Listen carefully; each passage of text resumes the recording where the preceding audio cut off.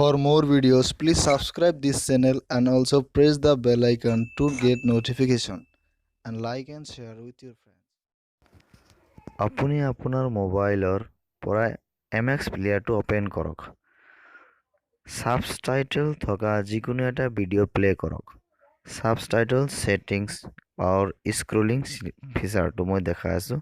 3 dots, তাৰপিছত display, তাৰপিছত settings টেবটো open কৰক। তাৰপিছত আপুনি স্ক্ৰল কৰি ইয়াতে সাবটাইটেল স্ক্ৰল আৰু সাবটাইটেল জুম ছিলেক্ট কৰক। এতিয়া আপুনি লক্ষ্য কৰিব ভিডিঅ'টোত কেনেকৈ টাইটেলখিনি স্ক্ৰল হৈ আছে। আপুনি সোঁফালে বাওঁফালে যিকোনো ফালে স্ক্ৰল কৰিব পাৰে। আকৌ টানিলে আপুনি দুটা ফিংগাৰেৰে যদি টানে তেতিয়া সৰু বা ডাঙৰ হয়। এনেকৈ আপুনি সাবটাইটেলবিলাক জুম ইন অৰ জুম আউট কৰিব পাৰে। আখৰ সৰু হ'লে আখৰ বঢ়াই ল'ব পাৰে। 3 ডটছ টিপিলে তাৰপিছত ছেটিঙত গ'লে সাবটাইটেল আপ ডাউন বটমটো যদি ছিলেক্ট কৰা হয় তেতিয়া আমি সাবটাইটেলখিনি ওপৰৰ পিনে আৰু তল পিনে দুইফালে উঠা-নমা কৰিব পাৰোঁ, অৰ্থাৎ স্ক্ৰল কৰিব পাৰিম।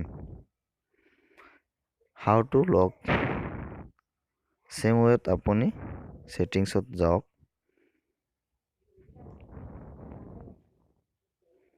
এইটো আপুনি চাবক লক হৈ আছে, এইটো কিডছ লক টাচ প্লাছ ইফেক্ট। স্ক্ৰীনত যিকোনো এঠাইত টাচ কৰক।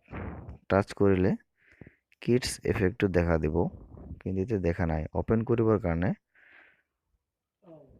এইটো অলপ পৰীক্ষা কৰি চাব লাগিব। Wait, let me check. ঠিক আছে, আকৌ লকছটো এপ্লাই কৰিম। Tools,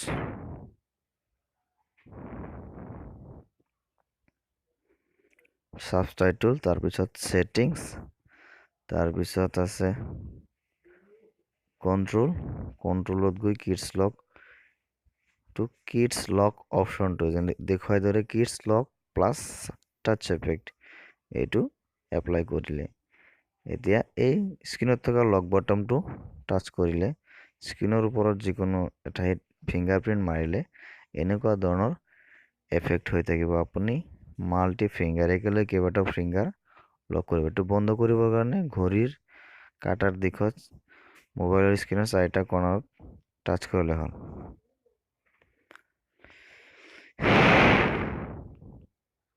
upward,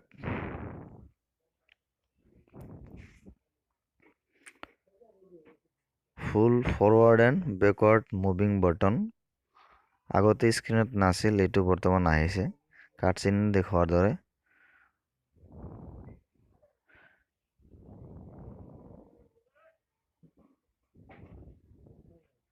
previous text, previous and next button